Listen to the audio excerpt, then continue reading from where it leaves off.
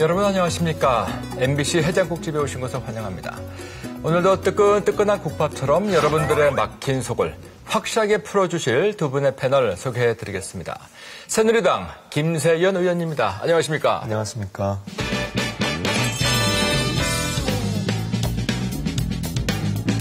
새정치민주연합의 김영록 의원입니다. 의원님 안녕하십니까.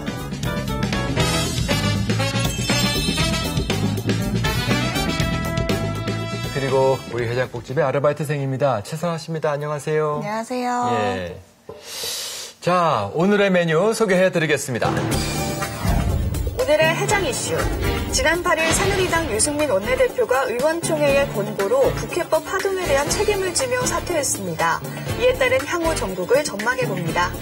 메르스 여파로 국내 외국인 관광객이 급격하게 줄어들면서 내수에도 빨간불이 켜졌습니다. 침체된 국내 관광산업의 활성화를 위한 정부의 대책을 들어봅니다. 전 세계를 휩쓸었던 한류. 하지만 10여 년이 지난 지금 한류는 더 이상 열풍이 아닌 위기에 처해 있습니다. 한류의 재도약을 위한 우리 사회의 과제는 무엇일지 이야기해봅니다. 지난 한 주를 이렇게 되돌아봤을 때 가장 뜨거웠던 정가의 뉴스 뭐라고 보십니까? 새정치연합에서도 많은 일들이 있었지만 저희 당에서도 중요한 일들이 있었습니다. 아주 시끌벅적했었던 것 같아요. 예. 그때 그 뉴스가. 유승민 원내대표 사퇴가 특히 많은 사람들의 주목을 끌었던 것 같은데 예. 그 사퇴를 어떻게 봐야 할까요? 정치가 발전하는 과정에서 여러 가지 이슈들이 떠오를 수 있고 또 그 해결하는 방법들도 많은 사람들이 머리를 모아서 좋은 방법들을 찾아가면은 또 지금보다는 더 나은 그런 정치가 될 거로 생각합니다. 그 사퇴의 그 시점이 적절했다고 보십니까?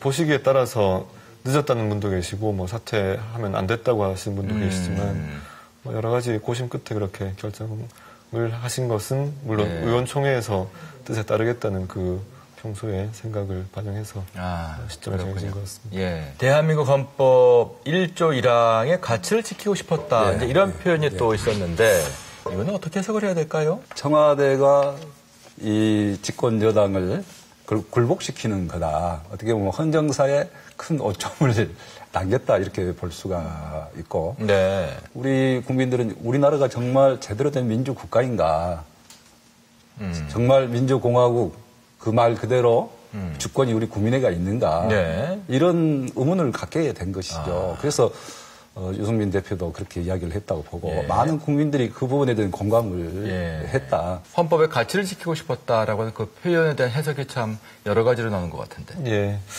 헌법 1조 1항을 언급하신 것은 이런 삼권 분립의 원칙이 지켜지는 방법으로 거취를 결정하는 것이 바람직하다는 그런 취지로 말씀하신 것이라고 알고 있고요. 그래서 다른 어떤 저희 당의 최고 의사결정 기구인 최고위원회의라든지 또는 다른 방식으로가 아니고 원내대표를 선출한 기구인 원내 최고의사결정기구인 의원총회에서 내려지는 결정에 따르겠다는 그런 모양새, 그런 뜻을 그대로 이번 사퇴 절차에 반영이 된 상태로 해석을 해야 된다. 그렇게.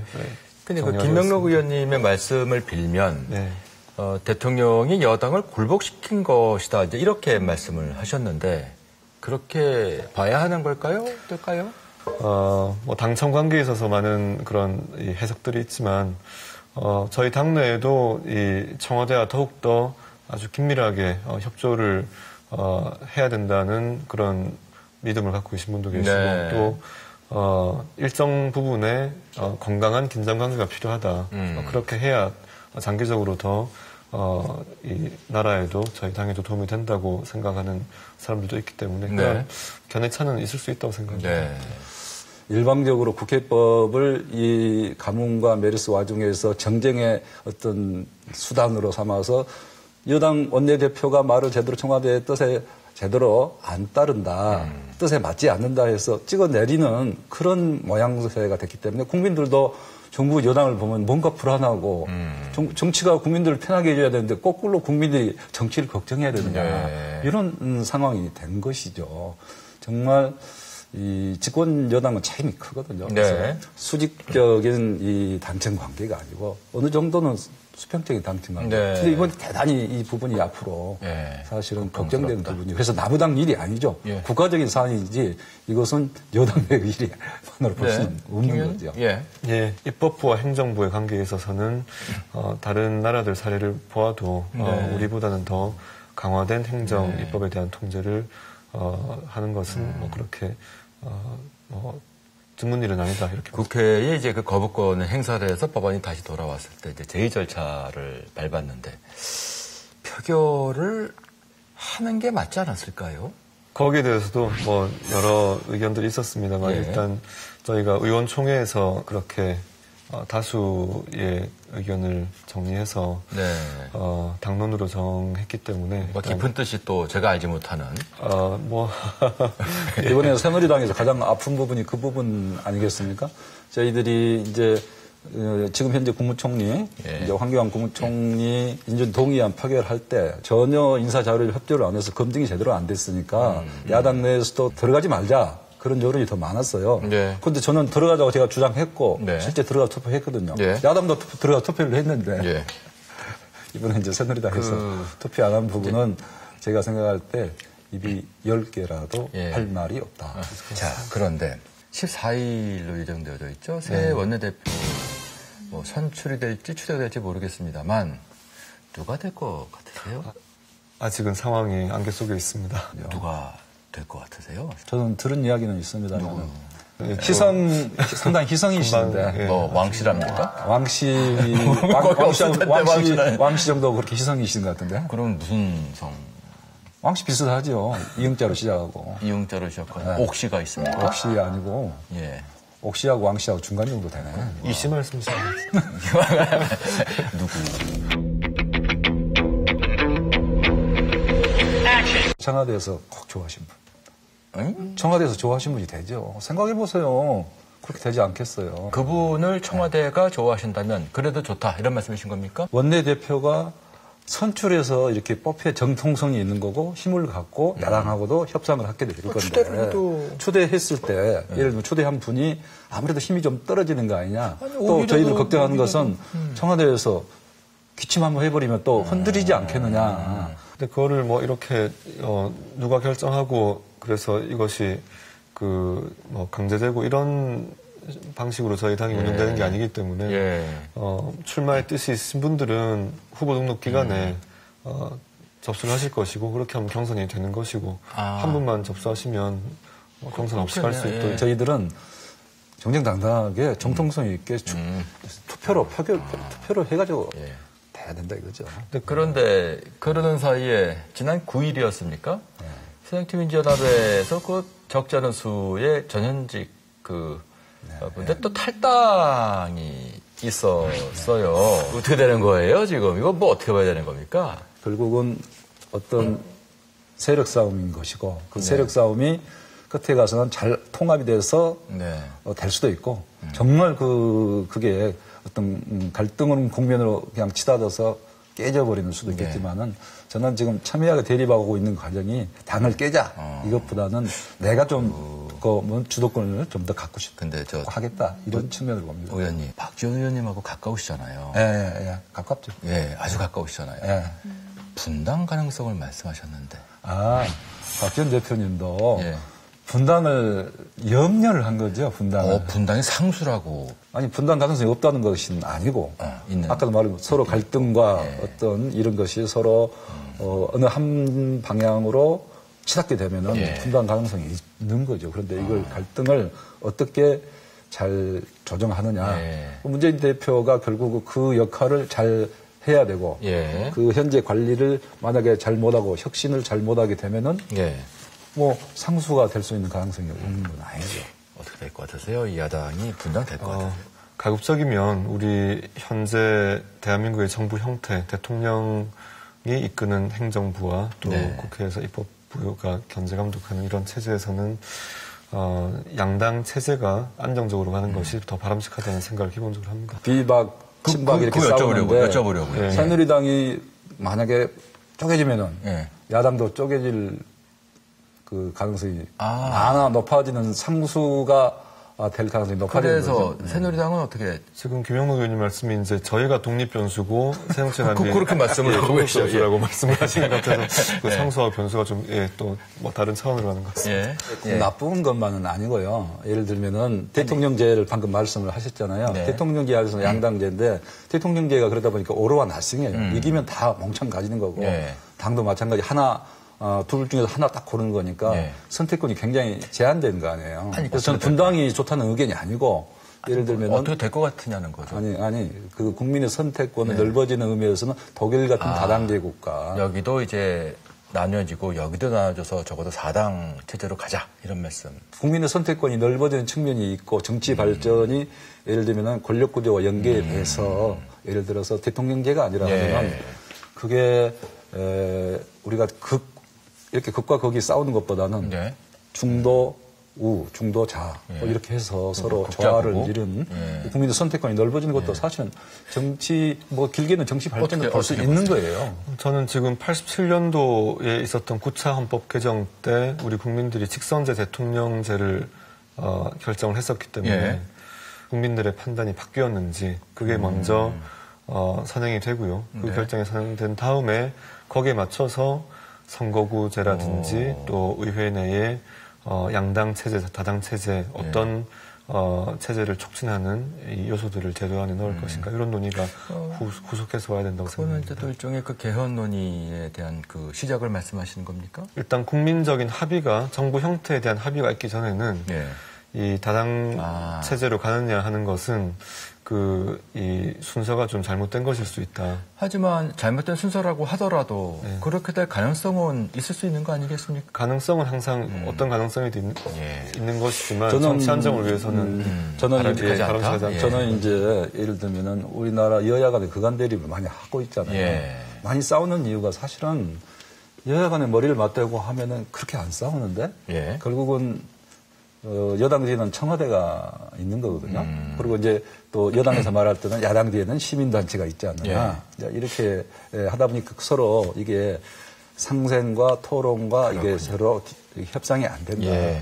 이제 대통령제를 취하고 있는 헌법을 가지고 있기 때문에 만약에 우리 정당의 공천 제도만 거기에 맞게 바꿔주면 이러한 문제점들은 많이 해소할 수 있다고 봅니다. 예를 들어서 오픈 프라이머리를 도입을 하게 되면 공천권을 매개로 해서 또는 공천권을 두고 다툼이 일어나는 이런 여러 문제점들이 해소될 수 있기 때문에 오픈 프라이머리를 야당에서 함께 도입을 해주시면 이러한 이 정당의 그 당권에서 나오는 공천권을 둘러싼 여러 가지 당내 갈등 이 부분들은 예방할 수 있다고. 그 야당이 그 혁신위에서 최고위와 사무총장제를 폐지해야 된다는 안이 나오다고 하는데 어떻게 그거를 받아야 한다고 보십니까? 또 최고위원들이 모여서 그런 부분에 대해서 일정 부분 논의를 했는데 지금은 우리가 혁신이 대단히 중요하다. 혁신의 안을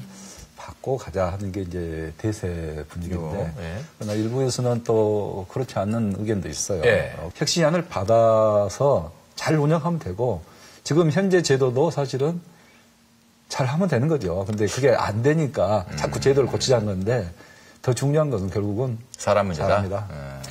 저는 새정치연합의 혁신위에서 아주 좋은 화두를 던져줬다고 생각을 합니다. 앞서 논의가 있었던 유승민 원내대표 거취 문제를 둘러싼 이 논의 과정에서 새누리당 최고위가 보여준 여러 가지 이 입장의 변화 또 그 의원들 전체의 뜻을 얼마나 잘 반영하고 있는지 여러 가지 그 기능과 역할에 있어서 근본적인 회의를 많이 던져줬다고 생각합니다.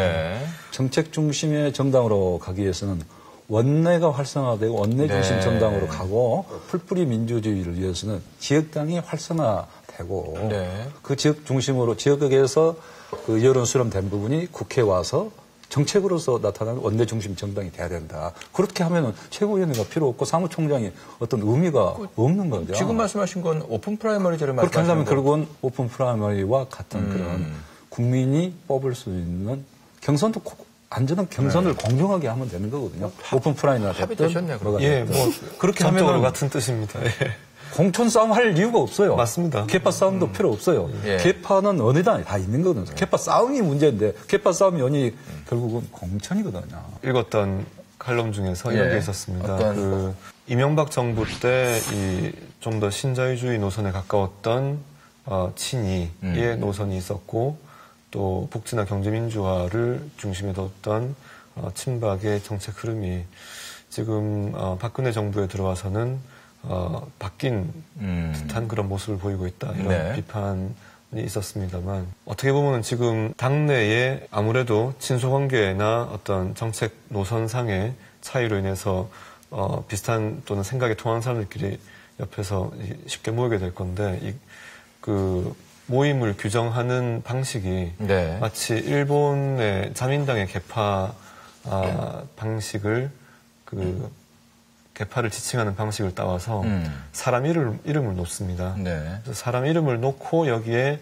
뭐 친이다, 비다, 반이다 이런 그 성격을 규정하는 글자를 앞에 붙이게 되는데 이런 방식은 다소 전근대적인 요소가 많지 않나 그렇게 본다면 가치와 노선 중심의 인물 중심의 개파가 아니고 노선 중심의 정파가 각 정당 안에 형성이 되면 굳이 다당 체제로 가지 않더라도 비슷한 효과를 낼 수 있지 않을까 생각됩니다. 자, 지난주도 저희 해장국집에 많은 분들이 왔다 가셨는데 최선아 씨 어떤 얘기들을 하시던가요? 지난주에 정치권이 워낙 시끌시끌해서요. 여기 오신 손님들도 정치 얘기들 많이들 하셨지만요. 저나 제 또래나 여기 주변 사람들은 다른 이슈에 더 관심이 많았습니다. 뭐죠? 바로 내년도 최저임금이 6,030원으로 결정이 된 건데요. 기존에 5,580원에서 450원이 올랐더라고요. 그래서 많은 분들이 조금 더 올랐으면 좋았을 걸, 좀 아쉽다 이런 말씀들 많이 하셨고요. 북유럽이나 호주처럼 뭐 2만 원대, 15,000원대까지는 바라지도 않고요. 언젠간 우리나라도 좀 경기가 확 풀려서 10,000원대 시급까지는 빨리 됐으면 좋겠습니다.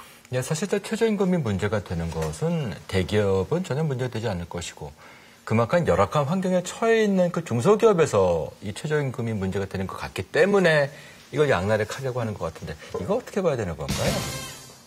올리는 게 맞습니까? 그럼 중소기업이 최저임금 문제는 이게 최저임금을 이렇게 대폭 올리는 게 기업에는 부담이 크다 이렇게 하시지만은 경제 정책으로 보면은 독일 사례도 그렇고 미국 사례도 그렇고 최저임금을 대폭 올렸는데 그게 오히려 소비 성향이 이 최저임금 받는 이런 저소득층 소비성이 높지 않아요. 그래서 소비가 대폭 진작이 돼서 경제가 살아났다. 대기업들은 500조 이상의 유보금을 쌓아놓고 있고 실제 영업이익도 뭐 대기업이 다 차지하고 있잖아요. 근데 그렇게 왜냐하면 중소 하청 업체에 대해서 충분하게 영업 활동을 대기업이 제값을 안 주고 후려치기 때문에 결국은 그런다 이렇게 볼 수도 있는 거거든요. 그래서 저는 이 경제 민주화가 그런 측면에서 이 중소기업에 정당한 대가를 주는 거.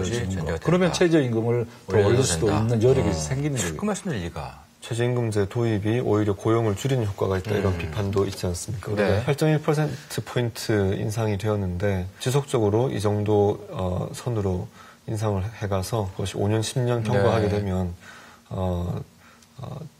급격한 충격을 중소기업, 영세 기업들에 주지 않고도 이런 실질적인 개선이 좀 가능하지 않을까 하는 생각이 들고요. 근데 한 가지 더 말씀드리자면 정규직 근로자들의 지금 그 노조가 보호해주고 있는 이런 보호막이 지나치게 두텁기 때문에 기업들이 고용을 할 때 이 부담이 큰 정규직 부담, 비정규직을 선호하면서 아주 이 기형적인 노동시장의 형성이 최근 10년, 20년간 되었지 않습니까? 그래서 정규직 노조의 어떤 희생, 양보가 비정규직에 지금 계시는 분들을 위해서 반드시 필요하다. 이런 말씀드리겠습니다. 자, 최선 씨도 어떤 얘기들을 하셨던가요? 저희 해장국집이 맛있다고 소문이 나서 그런지 일본인 관광객분들도 가끔 오시고 중국인 관광객분도 가끔 오세요. 최선아 씨의 미모가 소문이 났기 때문에 그런 거일 수도 있어요. 그래서 일주일에 한 2팀 정도가 오시는데 최근 한 달 동안은 발길이 뚝 끊기셨습니다. 그래서 저희 가게는 뭐 워낙 외국인 관광객들이 많이 오시는 업종은 아니니까 뭐 그러려니 했는데 옆 가게 화장품 가게나 뭐 액세서리 가게나 이런 가게들도 외국인 관광객 발길이 뚝 끊겨서 걱정이 많으시더라고요. 좀 외국인이 계속 찾아와야지 소비도 촉진되고 그러게요. 경기도 살고 할 텐데 걱정이 많다 이런 말씀들 많이 하셨어요. 자, 사실 메르스는 이제 진정이 되는 분위기인 것 같은데 그 여파로 급감했던 외국인들은 언제쯤 회복이 될까 걱정하는 분들이 많고 이 얘기를 함께 나누시기 위해서 오늘 또 저희가 한번 모셨는데 저기 계시네요. 들어오시겠습니까? 예, 안녕하십니까? 안녕하세요. 안녕하세요. 안녕하십니까? 예, 안녕하세요. 안녕하십니까? 예. 예.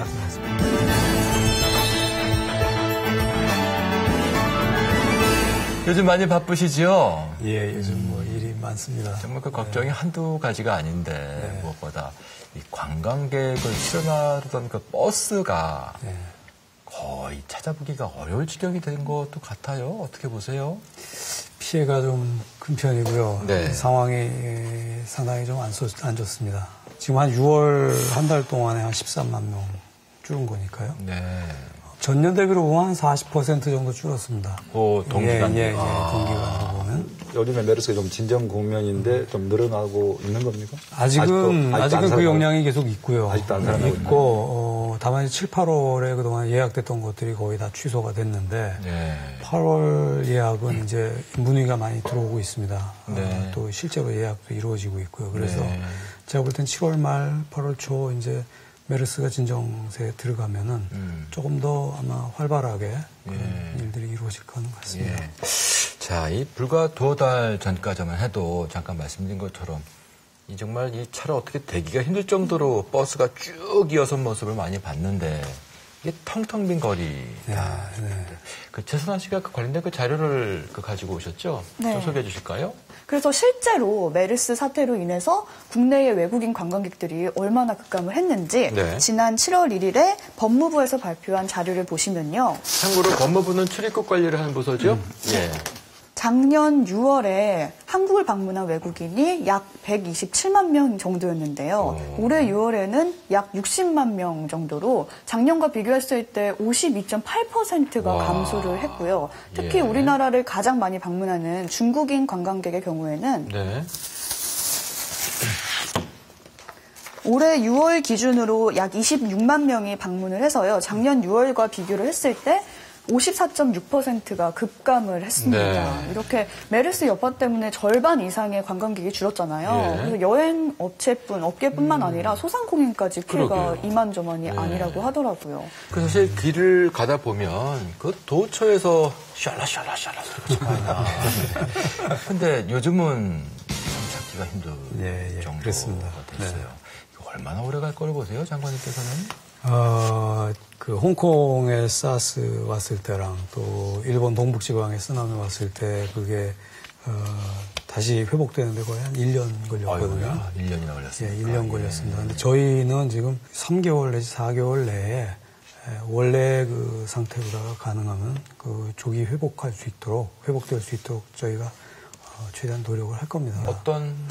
우선 당장은 중국의 그런 정부의 어떤 통제에 의한 영향이 굉장히 좀 큰 것 같아요. 그래서 중국하고 일본하고 홍콩하고를 저희가 정부 차원에서 서로 좀 협력을 좀 더 강화하기 위해서 제가 다음 주 정도에 제가 한번 가서 만나려고 합니다. 데이터 분석해보니까 중국과 일본에서 오신 20대에서 50대 여성분들 같은 경우 이제 한류와 관련된 콘텐츠 또 여러 가지 쇼핑 뭐 이런 것들이 이제 많이 차지하고 있기 때문에 그분들을 대상으로 하는 여러 가지 마케팅 활동을 저희가 활발하게 하려고 그러고 8월 말에 저희가 그 상해에 한류 엑스포를 합니다. 그래서 100개 넘는 기업이 좀 참여하고 또 우리 그 K-팝 뭐 그 가수들 그다음에 우리 드라마들 또 그런 그 탤런트들 그런 분들이 가고 좀 여러 가지 홍보 활동을 하게 될 것 같습니다. 두 분 지역구가 이제 부산하고 목포 저는 이제 해남 진도 안쪽. 근데 그 지역을 찾는 그 관광객들의 모습들은 어떻습니까? 해남 진도 그렇고 부산도 그렇고. 부산의 경기의 상당 부분을 이 관광 분야 특히 해운대를 중심으로 한 이 그 여름철 이 휴양객들이 많이 그 경기를 받쳐주고 있는데 그런 부분이 이번에 타격을 많이 받았습니다. 이제 안전하다는 것을 더 많은 분들께 알리기 위해서 며칠 전에 서울역에 가서 전체 부선 의원들 다 같이 가서 올여름은 부산에서 지내시도록 캠페인도 하고 여러 가지 노력을 하고 있습니다. 이제 저희 지역 같은 경우는 작년에 세월호 사고가 난 이제 진도가 바로 그 지역이고 그렇죠. 그 옆에 이제 해남 진도 또 목포까지도 당연히 관광객들이 많이 줄었어요. 그러니까 오기 시작하려고 하는데 또 메르스가 또 와서 저희들은 이중고죠 사실은. 자영업자도 굉장히 힘들고 관광 숙박업소 힘들거든요. 근데 거기에 대해서는 직접적인 보상이 없어요. 보상이 없고 이제 융자금을 준다. 융자금을 주는데 작년에 주는 융자금은 뭐 이자도 3%로 줘가지고 실제 도움이 안 됐고 물론 정부도 간접 보상까지 하기는 어려움이 있죠. 그건 저희도 이해하는 바지만은 뭔가 조금 더 특단의 대책이 더 있어야 되는 거 아니냐. 국내 관광객은 거의 세월호 사고 때만큼이나 줄었습니다. 80% 줄었거든요. 심지어 제주도라든지 몇몇 군데는 지금 80% 이상 줄었습니다. 그런데다가 또 해외 관광객도 이렇게 줄어서 좀 어려운 상황이고, 그래서 저희가 이제 우선 급한 대로 말씀하셨다시피 영세한 그 중소기업체들 거기에는 이제 여행업체도 있고 호텔, 작은 호텔, 그다음에 공연업계가 특히나 조금 어렵습니다. 문화와 관광이 모두가 다 지금 피해를 크게 입었는데 그런 작은 업체들 같은 경우에 잘못하면 이대로 한 몇 달만 더 지나가면 거의 다 도산하게 되면 실제로 관광객이 왔을 때 그거에 대한 어떤 수용 태세가 안 되니까 또 어려워지거든요. 계속 악순환이 계속될 것 같고, 그래서 우선 급한 대로 긴급자금 저희가 900억 이상 지원하는 걸로 했고요. 29개 이제 이것과 관련된 관광문화와 관련된 그 업체들에 대한 지원이 들어 있습니다. 근데 지금 그 신청을 받았더니 그게 그야말로 금방 다 나가버렸어요. 그만큼 지금 다들 어려운 겁니다. 얘기죠. 그 메르스 안심보험이라는 게 있습니까? 실효성이 이제 저는 있다고 생각해요. 저희는 이게 이제 저희가 시작한 건 아니고 지난번 세월호 때도 있었고요. 그다음에 홍콩 사스 때 홍콩에서도 또 태국에서도 그걸 했는데 여행업계에서 이제 그걸 요청을 좀 해가지고 이제 정부에서 이제 그 보험료의 일부를 도와드리는 그런 상태인데 무조건 9월 21일까지는 자동으로다가 한국에 오는 분들한테는 다 해당되는 거거든요. 그랬더니 이제 그게 이제 근데 병마다 다 다르긴 해서 그거를 따로따로 그 증상에 따라 갖고 우리가 따로 보상을 할 수는 없고 그러다 보니까 이제 모든 걸 함께 합해갖고 그냥 500만 원 이렇게 정하고 그렇게 갖고 보상하기도 했는데 그거에 대한 문의들이 꽤 오고 있습니다. 제가 볼 때는 그것 때문에 관광객이 늘어나지는 않는다고 보는데요. 다만 걱정되는 게 이제 언론에도 나왔는데 우리나라가 메르스 국가라는 그 각인 효과가 있기 때문에 반대한 여론도 있었잖아요. 그래서 이제 장관님 오셨으니까 대대적인 해외 홍보를 지금 이미 예산은 짜져 있던데 그 예산이 이번에 추경에 올라온 예산 보니까 200 얼마인가 된 것 같더라고요. 근데 그렇습니다. 전에 그 홍콩 사스 때는 홍콩은 작은 나라인데도 500 얼마 돈을 많이 썼더라고요. 그래서 우리 8월 중에 코리아 그랜드 세일을 시작합니다. 뭐죠 그게? 우리 홍콩도 그런 거 하거든요. 그러면 면세점이 할인하는 거죠. 그래서 중국이나 중화권에 있는 여행사, 그 다음에 이제 관광 관련된 기자들, 이런 분들을 전부 다 항공사하고 한국의 여행사하고 관광공사에서 다 초청을 합니다. 초청을 해갖고 선물도 잔뜩 드리고 할인 쿠폰도 많이 드리고 그래서 그분들은 사실은 이미 한국에서 잘 알고 계신 분들이에요. 그래서 저희가 하려는 그거는 안심해라. 여기 메르스가 그렇게 그냥 길거리 돌아다니면서 걸리는 병이 아니다. 어떻습니까? 지금 장관께서 몇 가지 관광객 유치를 위한 방안을 말씀하셨는데 김 의원께서는 이와 같은 방안의 실효성과 함께 혹시 제안하실 만한 부분이 있으실까요? 일단 타격받고 있는 중소업체들, 이 관광 분야 또 공연 분야 여러 분야에 지원이 되려면 추경이 빨리 잘 통과되는데 좀 새정치연합에 부탁을 잘 드려야 될 것 같습니다. 새누리당의 원내대표가 빨리 선출돼야 저희들 협상을 해서 바로 진척을 할 수 있죠. 그래서 지난주에 추경 예산안 시정연설이 있을 때 저희 또 김무성 대표님께서 문재인 대표님 찾아가셔가지고 또 직접 말씀도 나누시고 하는 거 보니까 빨리 될 것 같습니다.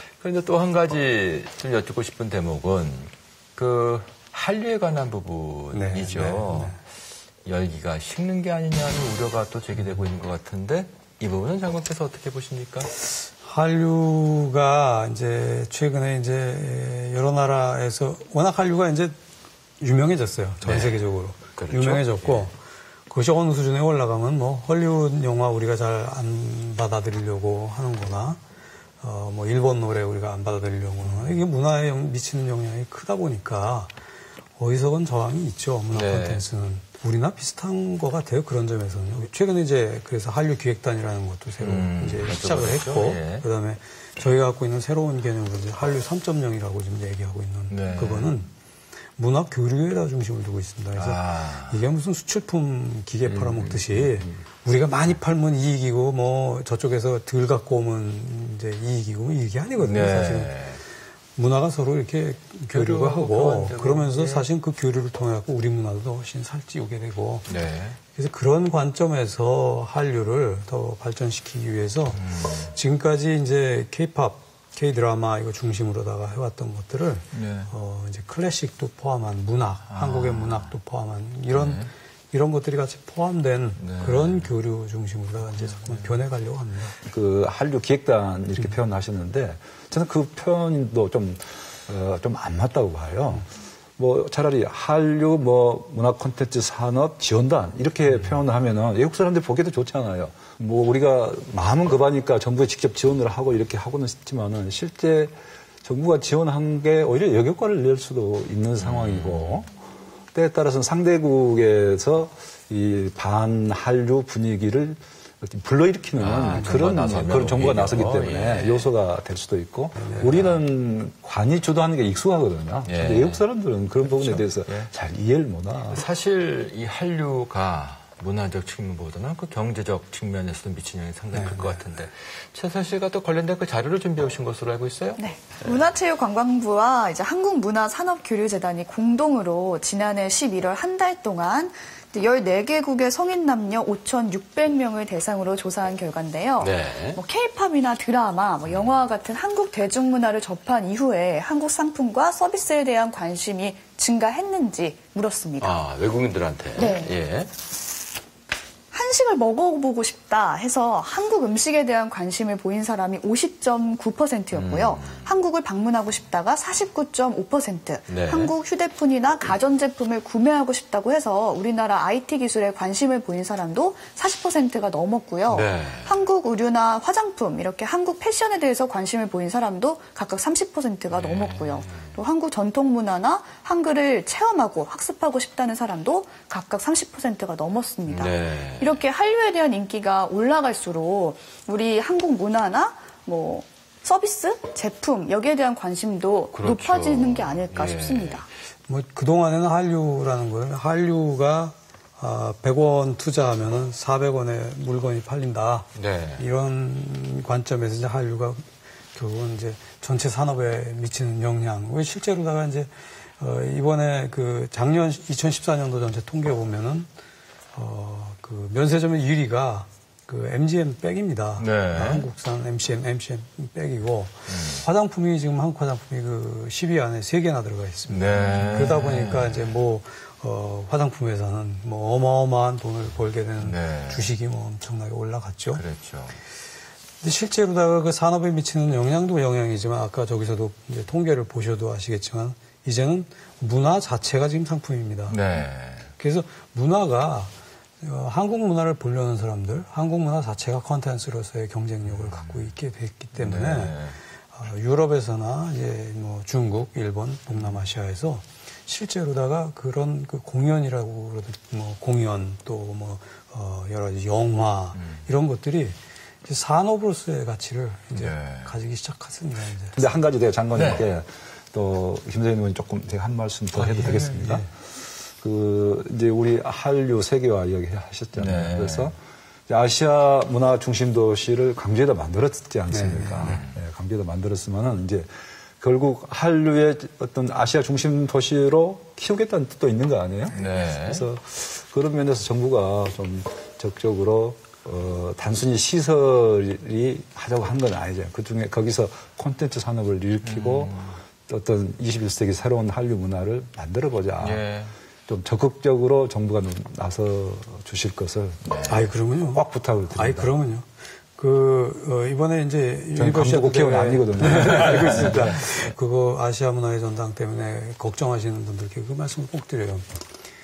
지금 짧은 기간에 가보시면 알겠지만 굉장히 넓습니다. 그게 몇만 평이거든요. 거기가 아주 좋습니다. 네, 엄청나게 넓은데 그거 짧은 시간에 그거 다 채우려면은 날림이 될 수밖에 없어요.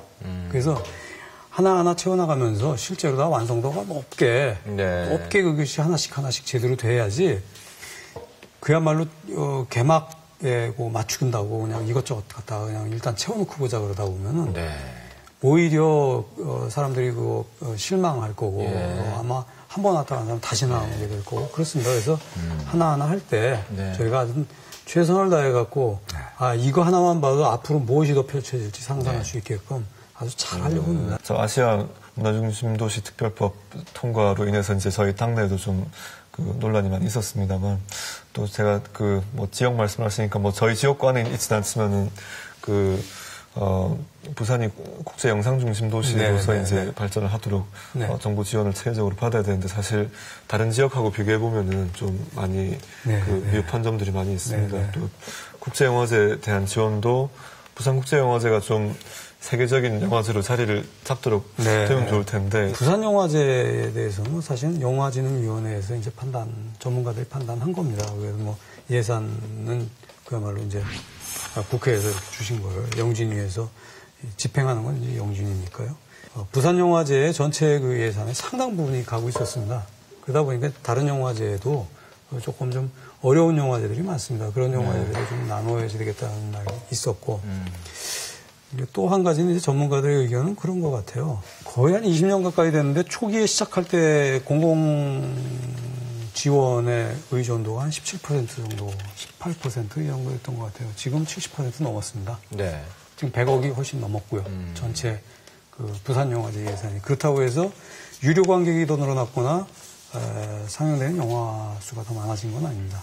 그러다 보니까 그 돈이 사실은 저희가 볼 때는 칸느 영화제가 우리 부산 영화제 한 1,500 규모는 될 거요. 근데 거기가 아마 조직위원회에서 쓰고 있는 인원이 35명입니다. 부산 영화제가 45명입니다. 그래서 저희가 생각할 때는 정부에서 이런 공공기금이 그동안에 한 20년 들어갔으면 지금쯤은 사실은 홀로서기 해야 됩니다. 제가 볼 때는. 근데 이 문화산업을 활성화시키기 위해서 또 한류 학생도 마찬가지인데 장관께서 보시기에 호텔업이 혐오 시설이라고 보십니까? 어떻습니까? 아이고, 제가 그것 때문에 지난 회기 때 그냥 크게 가고 설명을 드리고 그래도 여전히 그렇게 붙잡혀 있습니다. 관광진흥법이. 사실은 호텔은 더 이상 게다가 이제 그런 여러 가지 나쁜 시설들이 안 들어있는 그런 호텔들은 이제는 좀 허용해야 되는 거 아닌가 싶습니다. 시설이 어떤 시설을 말씀하시는 거죠? 오락시설, 무슨 바, 나이트클럽, 이런 거는 술집이라도 아주 좀 그렇죠. 그 다음에 무슨 카지노, 이런. 지금 카지노는 사실 외국인을 위해 갖고 따로 허용된 데서만 하지, 그렇게 아무 호텔에서나 할 수 있는 게 아니거든요. 그래서 중저가 그런 호텔들 같은 경우에는 사실 그런 퇴폐시설이나 이런 게 전혀, 그런 게 들어가면 원 스트라이크 아웃으로 다 아예 허가 자체를 취소하겠다고 그러는데도 불구하고 지금 호텔 짓는데 여전히 큰 어려움이 있고 그러다 보니까 시내 돌아다녀 보시면 오피스텔 같은데 버스들 대놓고 우르르 중국 사람들 올라가는 게 다 불법 서비스로 해서 됐습니다. 그런 데 가보면 완전히 창이 없는 방들도 많아요. 사고 났다 하면 큰 사고가 나죠. 원정서가 나면. 이제 케이스 바이 케이스로 판단이 돼야 될 것 같긴 한데 예를 들면은 지금 가장 문제가 논란이 있었던 데가 경복궁 옆에 풍문여고하고 경복궁 사이에 있는 민문화원 자리였습니까? 옛날 미국 대사관 미국 대사관 자리죠. 그런 자리는 바로 여고 바로 옆에예요. 여고 바로 옆에고 저는 그 자리는 학교 부지 아니어도 과연 관광호텔로 우리 경복궁 바로 옆에 바람직한 거죠. 청와대에 보안 문제는 없는지. 그리고 지금 서울 시내 호텔이 부족하다는 것도 또 다른 의견이 있고, 예를 들면 에버랜드 같은 데서 그런 관광지에 딸린 어떤 체험 숙박 시설들을 그 체류형 관광지를 이렇게 만들겠다 하면은 더 바람직한 것일 수도 있지. 꼭 시내 요지의 땅을 차지해야 되느냐. 그러죠. 근데 워낙 아시다시피 서울의 전체 관광객 중에 70%가 서울로 옵니다. 1,400만 중에 1,000만이 거의 1,000만이 서울로 오는 겁니다. 호텔 지을 곳은 대단히 많은 것 같은데 왜 생각보다 그렇지 않습니다. 학교 주변 지금 현재 법대로다가 따져보면은 동그라미 이렇게 다 이렇게 그 반경으로 그려보면 남는 땅이 거의 없습니다. 또 한 가지는 그런 땅이라고 해서 모두가 다 호텔을 짓겠다고 그러는 것도 그러면은 장관님 제가 볼 때는 야당과 국민을 설득하려면은 일률적으로 풀고 일률적으로 한 게 아니고 그렇죠. 뭔가 그 대안을 정말 정교하게 만들어서 국민을 설득할 수 있어야 돼요. 근데 지금 현재 정부가 하는 것은 그건 아닌 것 같아요. 그대로는 안 돼요. 어렵다. 최순환 씨 오늘 말씀 어떻게 들으셨어요? 저는 앞서 한류에 대해서 말씀하시는 거 듣고 이제 우리 가게에서도 외국인 손님을 좀 기다려도 되지 않을까 이런 생각이 들었고요. 저희 해장국집도 한류 그런 투어 중에 맛집이 돼서 요즘 한식 인기 많다고 하잖아요. 맛집이 돼서 좀 인기도 많아지고 매출도 많아지고 제 시급까지. 오늘 이렇게 세 분 모시고 유쾌하게 토크 진행했는데요. 모쪼록 장관님께서 맡고 계신 그 일이 정말 중요한 일인 것 같거든요. 지금까지처럼 앞으로 잘해주시면 믿습니다. 메르스 퇴치와 함께 우리나라의 침투된 관광산업의 부흥을 위하면서 고맙습니다. 감사합니다. 고맙습니다.